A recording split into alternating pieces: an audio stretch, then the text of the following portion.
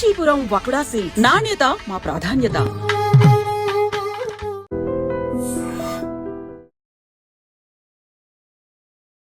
Hi, hello, నమస్తే, welcome back to iDream media. ఈరోజు మనతో ఉన్నారు సర్టిఫైడ్ ఫైనాన్షియల్ ప్లానర్, అలాగే SEBI certified equity market analyst అని అనిల్ కుమార్ బచ్చు గారు. ముఖ్యంగా ఈ మార్కెట్ ఫాల్లో పిఎంఎస్ అండ్ ఏఏఎఫ్ పరిస్థితి ఏంటి? హై ఇన్వెస్టర్స్ ఈ క్వశ్చన్ కోసం ఎదురు చూస్తున్నారు కాబట్టి తప్పకుండా ఈ వీడియో పూర్తిగా చూడండి. Hi sir. హాయ్ అండి. సార్, మీరు ఎక్కువగా ఏఐఎఫ్ అండ్ ఈ పిఎంఎస్ లాంటి ఫండ్స్తో కూడా డీల్ చేస్తూ ఉంటారు కదా, హై పేయింగ్ క్లయింట్స్ అనొచ్చు మీరు. యూజువల్గా మార్కెట్ అని ఫాలో అవుతుంది లాస్ట్ 6.5 monthsగా చూసుకున్నట్లయితే. ఈ వీటి పరిస్థితి ఎలా ఉంది? ఇవి కూడా ఫాలో అవుతున్నాయి, లేకపోతే వీటి సిచ్యువేషన్ ఎలా ఉంది? ముఖ్యంగా నెక్స్ట్ ఇన్వెస్ట్ చేద్దాం ఇందులో అనుకున్నట్లయితే వాళ్ళకి ఏం సజెస్ట్ చేస్తారు మీరు? వెరీ గుడ్ క్వశ్చన్ అండి. సో ఏంటంటే మనం చూస్తున్నాము mutual funds most of the mid cap అనుకోండి, స్మాల్ క్యాప్ అనుకోండి, అంటిల్ లాస్ట్ వీక్ వరకు కూడా మేజర్ కరెక్షన్ వచ్చింది. ఓ 15-20% వరకు కరెక్షన్ వచ్చింది. ఈవెన్ స్టాక్స్లో కూడా డైరెక్ట్ ఈక్విటీలో కూడా చూసుకుని లాట్ ఆఫ్ దెమ్ పడిపోయాయి. దెన్ కమింగ్ టు ఏఎఫ్ పరిస్థితి ఏంటి, పిఎంఎస్ పరిస్థితి ఏంటి అనేది క్వశ్చన్కి ఫస్ట్ థింగ్ ఏంటంటే ఇవి హై నెట్వర్త్ ఇండివిజువల్స్ ఎవరైతే, ఎందుకంటే పిఎంఎస్ ఇన్వెస్ట్ చేయాలంటే 50 లక్షలు మినిమం కావాలి, ఏఎఫ్లో ఎంటర్ కావాలంటే ₹1,00,00,000 మినిమం కావాలి. ఈ అందులో కూడా కేటగిరీ 3 ఏఎఫ్స్ ఏవైతే ఉన్నాయి, ఈక్విటీ ఏఎఫ్స్. సో వీటి పరిస్థితి మనం అనలైజ్ చేస్తే ఎస్పెషల్లీ పిఎంఎస్ వచ్చేసి బికాజ్ ఇక్కడ ఇండివిజువల్ పోర్ట్ఫోలియో క్రియేట్ అయి ఉంటుంది. ఇప్పుడు ఒక క్లయింట్ ఉన్నారు, వాళ్ళ ఓన్ డిమాట్ ఒకటి సపరేట్ క్రియేట్ చేసి ఆ ఫండ్ మేనేజరే తను ఒక పోర్ట్ఫోలియో తయారు చేస్తారు. సో అందులో ఏంటంటే ఆ ఫండ్ మేనేజర్ మన రిస్క్ ప్రొఫైల్ బట్టి చేశారు కాబట్టి మోస్ట్ ఆఫ్ ద టైం పిఎంఎస్లో మన మార్కెట్ ఎలా పడిపోయిందో మన పోర్ట్ఫోలియో కూడా మోరార్లెస్ దగ్గర అలాగే పడిపోయింది. కాకపోతే కొన్ని కేసుల్లో ఏంటంటే డైవర్సిఫై చేశారు, కొంచెం గోల్డ్ కూడా కొన్నారు, కొంచెం గోల్డ్ ఈటీఎఫ్స్ ద్వారా గోల్డ్ కానీ మల్టిపుల్ చేయడం వల్ల ఫాల్ అనేది కొంచెం రిస్ట్రిక్ట్ చేయగలిగారు. ఎందుకంటే మ్యూచువల్ ఫండ్ వచ్చేసి హ్యూజ్ పోర్ట్ఫోలియో ఉంటుంది, షేర్డ్ పోర్ట్ఫోలియో అందరిది కలిపి కంబైన్డ్ ఉంటుంది. పిఎంఎస్కి ఒక ఫండ్ మేనేజర్ క్విక్గా డిసిషన్ తీసుకోగలుగుతాడు. తను అనుకున్నాడు అంటే మార్కెట్ ఇలా అవుతుందంటే సింపుల్, నీ 50 లక్షల్లో నీ దగ్గర ఉన్న ఇన్ని XYZ స్టాక్స్ ఉన్నాయి, వీటిని చేంజ్ చేసేస్తాను. సో బికాజ్ ఇక్కడ యాక్షన్ అనేది ఫాస్టర్ పాసిబిలిటీ ఉంటుంది. వితౌట్ అక్కడ ఒక mutual fund company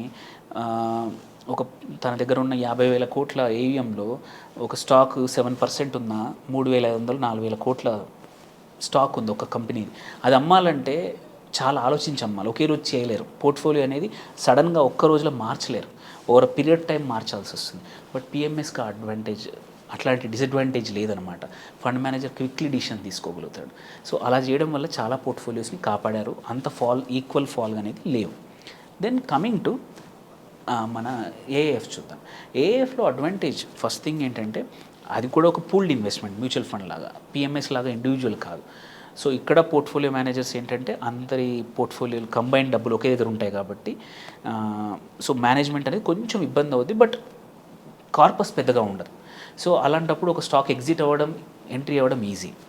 and second important thing ఏంటంటే ఏఎఫ్లో అడ్వాంటేజ్ ఏంటి, షార్ట్స్ అంటే ఓన్లీ కొనడమే కాదు, లాంగే కాదు, ఈవెన్ షార్ట్ కూడా చేసుకోవచ్చు. కొన్ని స్టాక్స్ పడిపోతాయని వాళ్ళు షార్ట్ చేసి దానివల్ల లాభాలు పొందిన ఏఎఫ్స్ చాలా ఉన్నాయి. సో ఈ టైంలో కొన్ని ఏఎఫ్స్ యాక్చువల్లీ పడిపోవడం కాదు, దే వెరీ గుడ్ రిటర్న్స్ ఇచ్చాయి. రీజన్ ఏంటంటే దే లాంగ్ షార్ట్ ఏఎఫ్స్ కూడా ఉన్నాయి. సో వాళ్ళకి కొనొచ్చు, ఈ స్టాక్ అమ్మొచ్చు కూడా. సో పడిపోతుందని అమ్మొచ్చు అనే స్టేజ్లో కూడా they have made good money. And ఇంకో ఇంపార్టెంట్ ఏంటంటే ఏఎఫ్లో కావాలంటే పోర్ట్ఫోలియో పడకుండా డెరివేటివ్స్ని వాడుకొని రిస్క్ అనేది మేనేజ్ చేయొచ్చు అనమాట. లెట్సే మనది 5% కన్నా ఎక్కువ పడిపోవద్దు, అలా చాలా ఫండ్స్ డెరివేటివ్స్ కూడా వాడుకొని పడిపోకుండా పుట్ ఆప్షన్స్ పెట్టుకొని కాపాడుకున్నాయి అనమాట portfolios. That is the major advantage. అది ఓన్లీ ఓన్లీ ఏఎఫ్కే పాసిబిలిటీ ఉంది, పర్మిషన్ ఉందన్నమాట. అది మళ్ళీ పిఎంఎస్లో కూడా ఈ పర్మిషన్ లేదు. సో సెబీ వాటికి ఇవ్వలేదు. సో దీనికి పర్మిషన్ ఇచ్చింది కాబట్టి చాలా ఫండ్స్ ఏం చేశారంటే కన్జర్వేటివ్గా ఇట్లా పడిపోతాయనే భయంతో వీటితో మేనేజ్ చేసుకున్నారు ఆప్షన్స్తో. అండ్ ఆల్సో ఇంకో అడ్వాంటేజ్ అన్లిస్టెడ్ స్టాక్స్ కూడా ఉన్నాయి, అక్కడ కూడా పెట్టుకున్నారు. So in the end fall జనరల్గా చూసుకుంటే ఏంటంటే మాత్రం పిఎంఎస్ ఏఎఫ్ ఈ టైంలో ఈ ఈక్విటీ మ్యూచువల్ ఫండ్స్ లాగా పడిపోవడం అంత సేమ్ రేంజ్లో మాత్రం పడిపోలేదు, కొంచెం పడిపోయాయి. సో ఇక్కడ 15-20% పడిన దగ్గర 4-5% కన్నా కూడా మోస్ట్ ఆఫ్ ద మంచి టాప్ ఫండ్స్ ఏవైతే ఉన్నాయో పాజిటివ్లోనే ఉన్నాయి, కానీ పడిపోవడం మాత్రం సేమ్ అమౌంట్లో లేవన్నమాట. సో దిస్ ఎ గుడ్ అంటే ఏమంటారు మనం ప్రిన్సిపల్ వైబ్స్ చెప్తా ఉంటాం అంటే ఇవి ఏఎఫ్స్ అండ్ పిఎంఎస్ వొలటిలిటీని తట్టుకుంటాయి ఎందుకంటే వాటి క్విక్గా చేంజ్ చేయొచ్చు అని మనం జనరల్గా చెప్తాం. అది ఇక్కడ లైవ్ ఎగ్జాంపుల్ చూసాం ఈ సిచ్యువేషన్లో. సో ఎవరైనా ఎంటర్ చేయాలనుకుంటే same like equity mutual funds మేము ఇప్పుడు ఎలా చెప్తున్నాం ఇది ఎందుకంటే మనం కరెక్షన్ టైంలో ఎంటర్ అవ్వచ్చు. సేమ్ ఇక్కడ కూడా అంతే. It is good time. మీ దగ్గర క్యాపిటల్ ఉంది, చాలా రోజు నుంచి వెయిట్ చేస్తున్నారు, ఎప్పుడు డిప్లాయ్ చేయాలో తెలియదు అన్నప్పుడు ఇప్పుడు good time to enter. And also important ఏంటంటే ఈ టైంలో మంచి పర్ఫామ్ చేసినవి అంటే ఫండ్ మేనేజర్ పర్ఫార్మెన్స్, తన యొక్క కేపబిలిటీ, తన యొక్క ఎజిలిటీని మెజర్ చేయడానికి ఇది గుడ్ టైం అనమాట. ఈ లాస్ట్ 6 monthsలో ఏ ఫండ్స్ అయితే కరెక్ట్గా మూవ్ అయ్యాయో, నెగిటివ్ వెళ్ళకుండా కరెక్ట్గా పోర్ట్ఫోలియోని మంచి మేనేజ్ చేశారో అది కూడా ఐడెంటిఫై చేయొచ్చు అనమాట. So this is very good time to enter. ఎవరైనా ఇందులో ఎంటర్ కావాలన్నా ఏఎఫ్లో కానీ పిఎంఎస్లో కానీ మంచి వాటిని వెతుక్కోవచ్చు నార్మల్ టైం కన్నా కూడా. ఎందుకంటే నార్మల్ టైంలో మార్కెట్ ఫ్లో అవుతున్నప్పుడు అన్ని irrespective of fund houses lot of అన్ని పిఎంఎస్లు మంచిగా పర్ఫామ్ చేస్తాయి.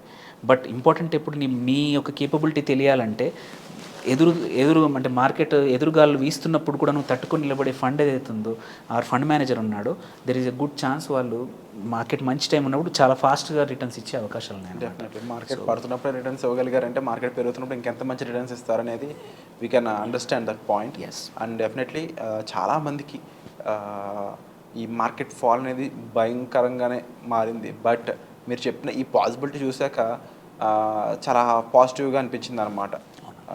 ఎందుకు అంటే ఇలాంటి ఆప్షన్స్ ఉన్నప్పుడు high paying clients, high investing clients ఎంత ఎదిగితే మార్కెట్స్కి అంత మంచిది కాబట్టి డెఫినెట్లీ ఇది ఒక గుడ్ సొల్యూషన్ అని చెప్పొచ్చు డెరివేటివ్స్లోకి మార్చుకోవడం అనేది.